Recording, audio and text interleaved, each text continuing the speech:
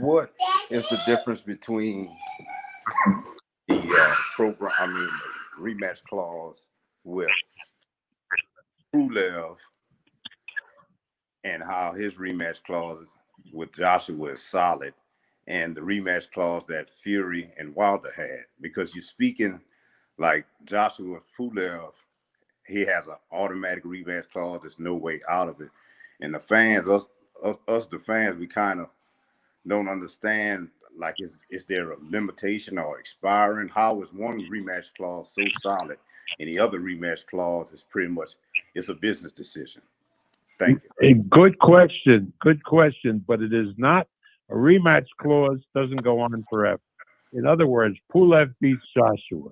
He has to do a rematch within 90 or 120 days. I forget which it is in the contract. And if he doesn't do it in that period, it's over. The rematch clause expires. But obviously, if Pulev is going to beat Joshua, Eddie is going to insist on the rematch based on his contract. But he's got to do it expeditiously in the time that the contract provides. In other words, a rematch clause doesn't go on forever. It expires at a certain point based on the contract.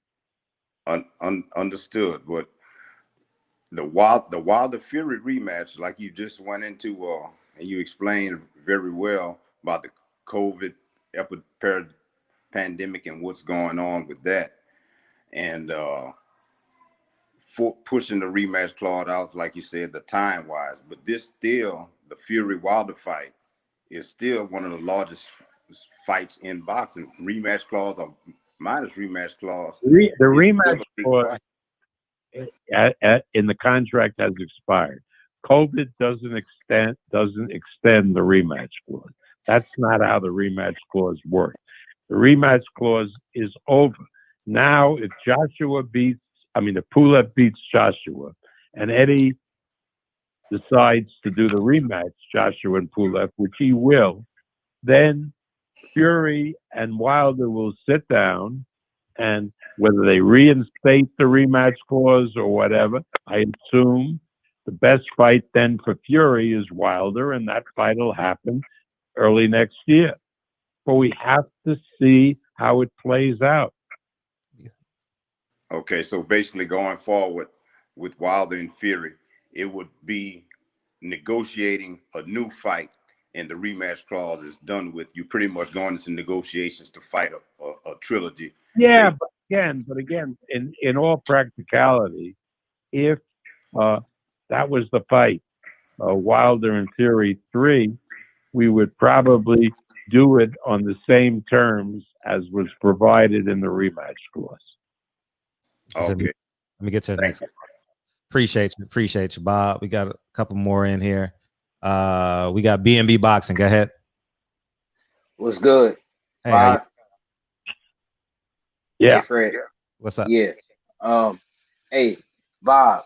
I want to know what you think about the Bridgerweight situation that's coming up with this heavyweight division, and how do you see it going with the heavyweights that actually deserve to be there? I don't know, what was the question? He's not. He already called off that fight. B&B.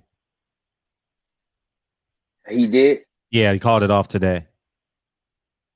Yeah, that fight was big because I assume it was that that was going to be promoted by Queensberry, Frank Warren's company. Gotcha.